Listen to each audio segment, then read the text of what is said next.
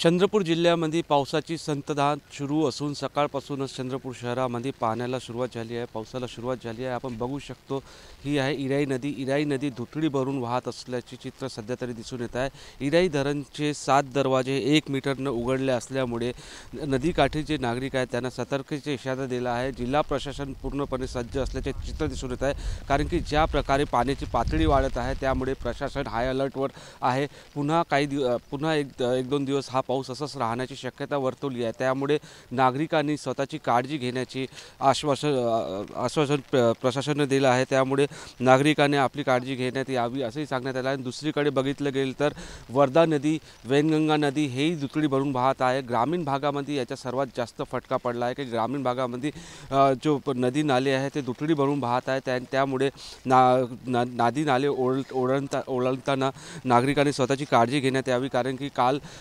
2 लोकांच्या अशाच नाल्यातून जात असताना त्यांच्या पाण्यात बुडाल्याचे चित्र समोर आले आहे। त्यामुळे नागरिकांनी काळजी घेणे फार गरजेचे असल्याचे प्रशासनाने सांगितलं आहे। पुन्हा काही तास तरी हा पाऊस असाच वाढणार आहे, कारण की जे 7 दरवाजे उघडले आहेत त्या 7 दरवाजे उघडल्यामुळे कधीही चंद्रपूर शहरामध्ये बॅकवॉटर मारू शकतो। त्यामुळे जे नागरिक आहे नागरिकांनी स्वतः लक्ष द्यावं, कारण की पाण्याची पातळी वाढत आहे, स्वतःची काळजी घेण्यात असं सांगितलं आहे। कॅमेरामॅन साईसह मी निलेश दहाट, TV9 मराठी, चंद्रपूर।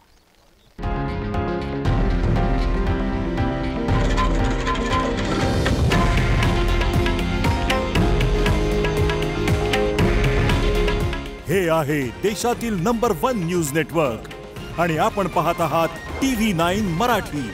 काळजी तुमची, हित महाराष्ट्राचं।